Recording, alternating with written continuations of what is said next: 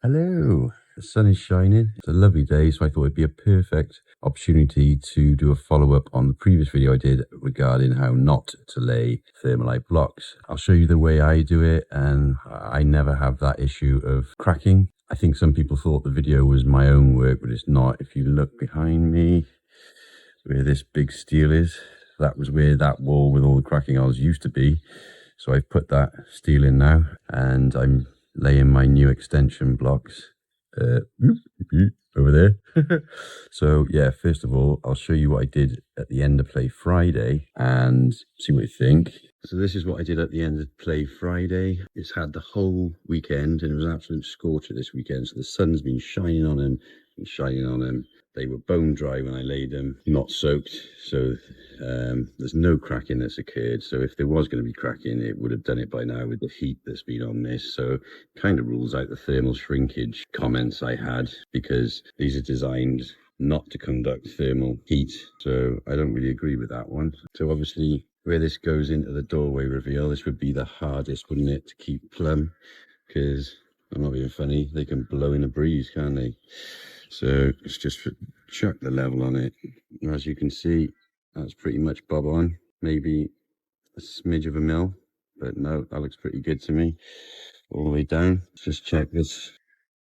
That's pretty good.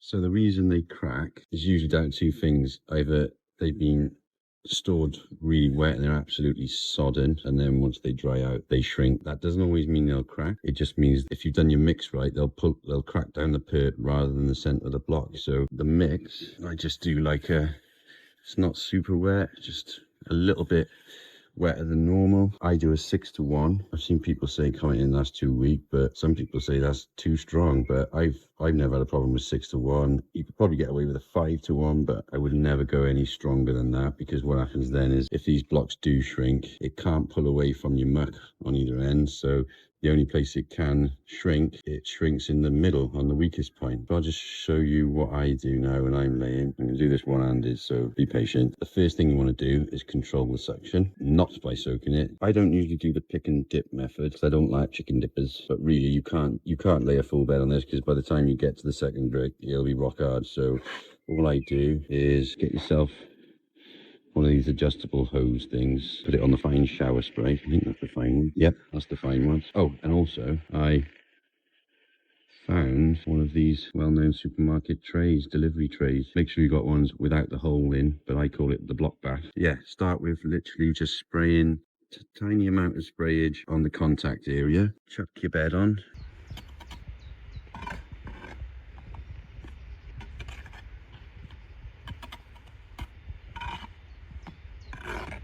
Then I grab my block, then give it a quick dunk on the bottom that's going to be contacted, dunk on the end, perp your block.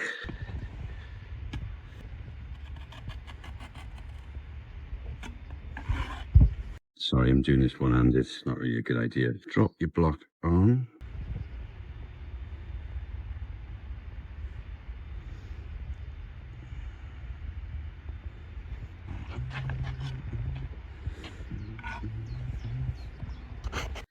And then a couple of little taps, because you don't have to hammer it home, because you've controlled the suction. You've got to treat these with kid gloves really, because they wobble around everywhere. And also, if you don't control the suction by giving it that little drink of water first and a little splash in the bucket bath, perfect size, then by the time you've chucked your bed on and gone to perp your block, it's pretty much sucked all the life out of that muck, and you have to smash it down. And when you smash it down, then the block below starts wobbling out of plumb, and then you've buggered up your wall really. So yeah, just be nice and gentle with it. You don't need much, just a couple of tippy tappies at the end of your trowel, and you should be flying.